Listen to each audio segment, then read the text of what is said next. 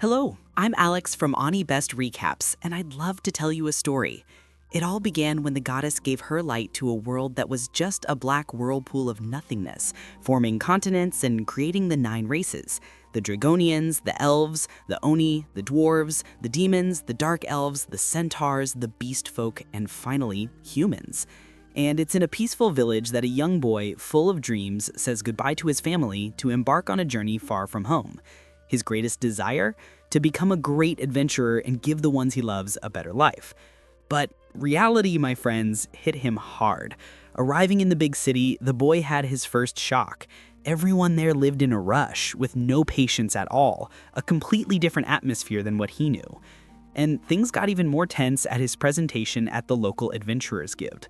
He identified himself as Light to register, and the clerk, of course, asked what his gift was.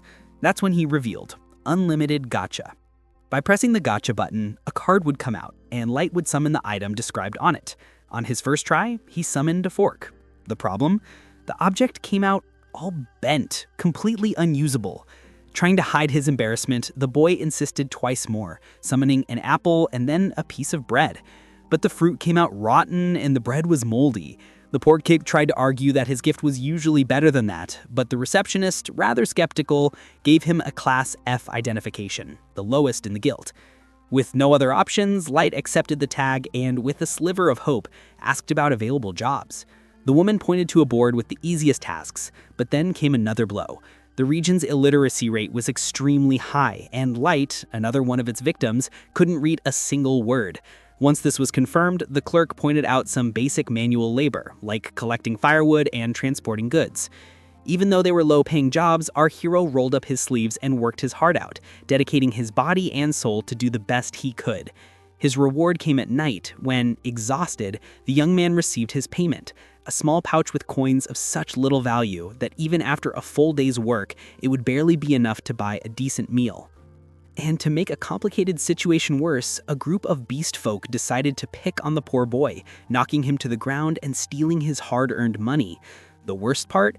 The people around witnessed the scene and acted with total indifference, some even telling him to get out of the way, as if he were nothing more than trash thrown in the street. However, not everything was thorns. To the boy's surprise, from that same group that attacked him, an elf, as beautiful as the day, extended a hand to help him. She even knelt on the ground and gave him a hug, a gesture of affection Light never imagined he would one day receive. An elf dirtying her knees for him.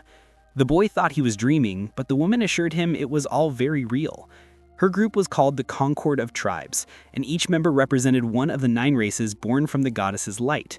There was the Beastman Guru, the Elf Sasha, the Dragonian Drago, the Demon Diablo, the Oni Oboro, the Dwarf Nano, the Dark Elf Sion, and the Centaur Santor. But one race was missing to complete the group, and they wanted Light to be the final member, representing humans. Together, they would fight against discrimination and make the world a more equal place. Of course, Light wouldn't miss a chance like that, and he accepted on the spot, joining the team. But, my friends, keeping up with such a powerful group of adventurers was anything but easy. As the days went by, Light faced terrifyingly strong creatures, and being the weakest link in the group, he always needed to be protected by his companions, usually by Sasha, who made it a point to keep the young human safe whenever possible. In fact, because of this overprotective behavior, she became the target of jokes from her friends, who said she was always putting Light under her wing. She swore up and down that she was only trying to prevent him from getting hurt because if something happened to him, it could tarnish the group's reputation. The truth is, even though he wasn't a fighter, Light made himself useful by carrying the allies' belongings and preparing incredible tea during their breaks from adventure. This, little by little, earned him the trust of his companions. Until, at a certain point inside a dungeon, the leader, Drago, asked everyone to stop walking. According to him, that place was perfect for what they were about to do, as it was practically a dead end. The mood grew heavy, and you could see the tension on the face of every member of the group, except for Light, who, innocent as he was, thought it was just a rest stop and already started setting things up to prepare his usual tea. However, Drago revealed the real reason they were there. The young human was being expelled from the group. Light couldn't believe what he was hearing, unable to understand the reason for such a sudden decision, since everyone seemed to like him and he had always done his job properly. Even Sasha, who had always shown him such affection, now acted with deep contempt, impatient with the boy's inability to understand what was happening. It was a unanimous opinion. The human was nothing but dead weight, and now they would be free of the disgusting stench of his race. In total disbelief, Light asked why they had included him in the group in the first place. They explained that their superiors thought the boy might be a master because of the gift he possessed. That's why Light had been observed the entire time, like a lab rat, so they could study him more closely.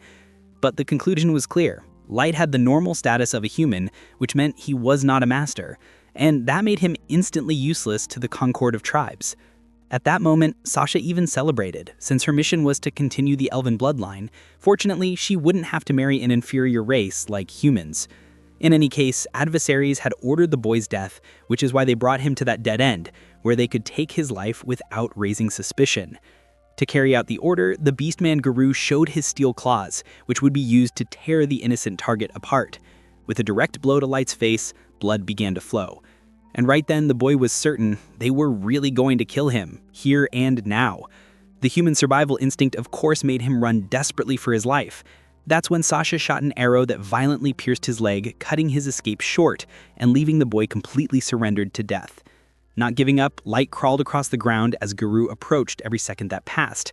Crying, the boy screamed that he didn't want to die. But this display of vulnerability only increased the Beastman's desire to finish him off. And by a stroke of fate, Light hit the jackpot when he accidentally triggered a teleportation trap that was set on the ground. His enemy even tried to stop him from being teleported, but Light managed to escape successfully, and now he was safe. Or rather, at least for the moment. Because from the looks of it, the place he ended up was in the deepest depths of the dungeon, where incredibly powerful creatures were certainly lurking, ready to appear at any moment. Knowing he was going to die, Light cried and said goodbye to his family in his thoughts, since he wouldn't have the chance to do it in person. Left to his fate, the poor boy was abandoned by his friends. Or rather, by those he thought his friends were. They had always shown him respect and affection, making him happy during the time they adventured together. In the end, all that talk of equality between the races was nothing but nonsense, and his former companions revealed themselves to be the worst kind of people. Even so, Light didn't throw in the towel. After everything he suffered because of them, he promised to kill them all, one by one, carrying out the revenge that would one day come. In this case, Light would first need to deal with the Hellhound Serpent that had just appeared in the cave, a level 1000 creature against which the human had no chance of winning. Now, despite being infinitely weaker than the monster in every aspect, the boy couldn't simply be devoured without at least trying some form of resistance. With no weapon in hand, all Light had was his much criticized gift, the unlimited gacha. From that moment on, all his hopes were placed on this ability, and whatever the goddess willed would happen. So he pressed the button on the item and released a card. And then suddenly, a woman was summoned, and vowing to protect her master, she annihilated the Hellhound Serpent with unbelievable ease, wearing her maid uniform. After resolving the situation, the woman apologized for not preventing the boy's injuries. But in any case, she was able to heal every wound he had suffered, even the one from the arrow in his leg, simply by placing her hand near his body and releasing a soft green energy. Always speaking with a strange formality full of difficult words, the maid asked if her master could reveal his name. Upon learning it, she began to call the boy Lord Light. In turn, she promised to serve the boy under any circumstance, even if she had to sacrifice her own life. Vowing eternal and unconditional loyalty, the mysterious figure introduced herself as Mei Lai, the ever-seeking maid, an extremely rare level 9999 card that had been summoned through Light's ability, the Unlimited Gacha. Then, Mei Lai used her appraisal technique to analyze the young boy's status. What she saw were several layers of blocks and a potential she already knew her master possessed, because her experienced eyes could see far beyond what the simple sight of an ordinary person could reach. According to the maid, the Unlimited Gacha was far from useless. The truth was, no matter what everyone thought, this gift had a trick that few knew. Its power was influenced by the mana flow of the location where the item was activated. The greater and stronger the flow, the greater the gacha strength. In this case, as was obvious, Mei Lai could only be summoned because Light had ended up in the depths of the dungeon to do it, where the energy was powerful. She was even sure that the boy had done this on purpose. Without much pride, the boy admitted that he had landed there by chance, fleeing after being coldly abandoned by those he swore were his friends. And remembering his recent trauma, the boy couldn't hold back his tears and showed himself completely vulnerable in face of such a terrible experience. Showing empathy, Mei Lai gave the boy an almost maternal hug, and even while admitting she didn't fully understand the depth of his suffering, she made it clear she was willing to use all her power to seek the vengeance her master so desperately desired. Now for that to happen, Light only needed to give the order. Light, however, refused such overwhelming help. After all, he wanted to carry out his revenge with his own hands, no matter how impossible it seemed with his current strength. In fact, Light was certain that Mei Lai saw no possibility of that happening.